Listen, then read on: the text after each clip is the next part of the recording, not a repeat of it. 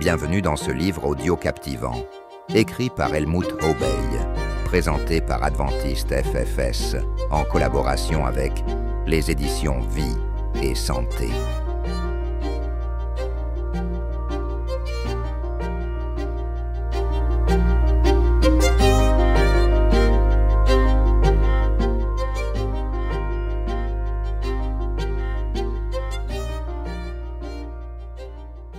Chapitre 5. La clé de la mise en pratique.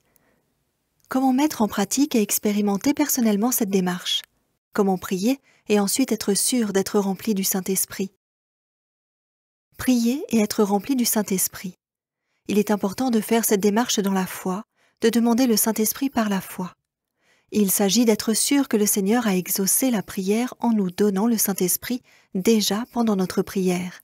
Galates 3, verset 14 dit « Par la foi, fidélité, nous recevons l'Esprit promis. » Pour nous apprendre à lui faire confiance, le Père Céleste nous a donné une aide importante, la prière faite en se basant sur des promesses. Prier avec des promesses. Prenons un exemple. Imaginons que mon enfant n'est pas bon en anglais. Je veux l'encourager à beaucoup étudier cette langue. Je lui promets que s'il a une bonne note au bulletin de fin d'année, je lui donnerai 10 €. Il s'entraîne donc beaucoup. Je l'aide aussi, et il finit par obtenir une bonne note. Que se passe-t-il ensuite?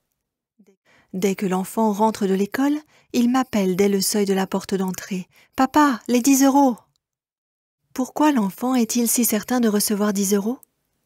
Parce qu'on lui en a fait la promesse et qu'il a rempli les conditions.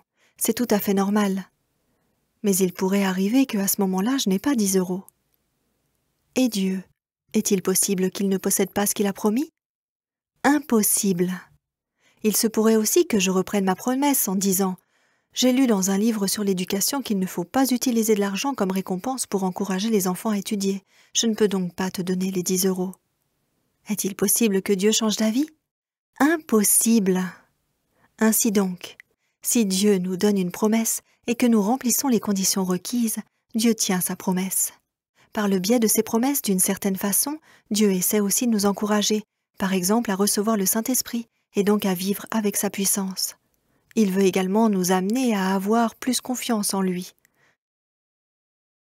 La confiance, c'est l'essence même de la foi. Nous trouvons un verset clé dans la Bible concernant la prière avec les promesses, dans 1 Jean 5, verset 14. Voici l'assurance que nous avons devant lui.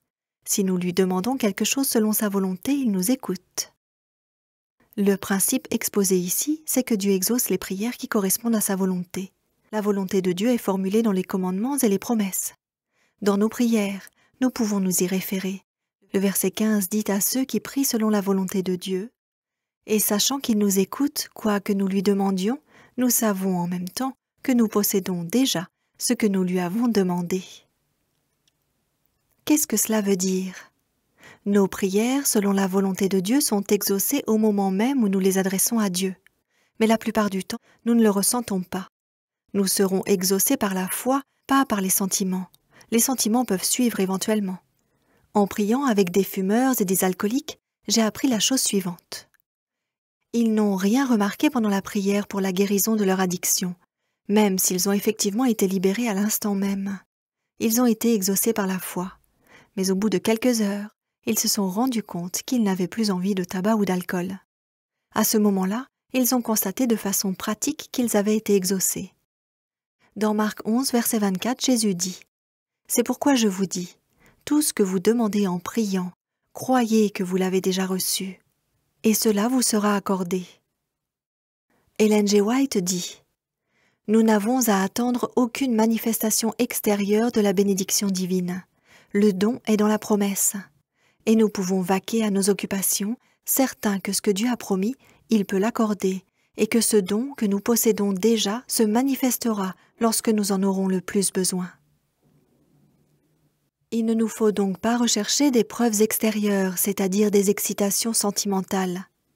Roger J. Morneau écrit « Les démons incitaient les gens à écouter leurs sentiments plutôt que la parole du Christ et de ses prophètes. Il n'y avait pas de moyen plus sûr pour que les démons prennent le contrôle de la vie des gens sans que ceux-ci s'en rendent compte. » Extrait de Au cœur du surnaturel, page 40. Prier avec des promesses nous ouvre les trésors de Dieu. Par ce moyen, notre Père céleste qui nous aime tant nous ouvre un compte inépuisable. Ils, les disciples, peuvent s'attendre à de grandes choses s'ils ont confiance en ses promesses. Ellen G. White, Jésus-Christ, page 670.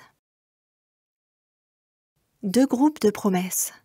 Il est important de nuancer notre propos en ce qui concerne les promesses bibliques.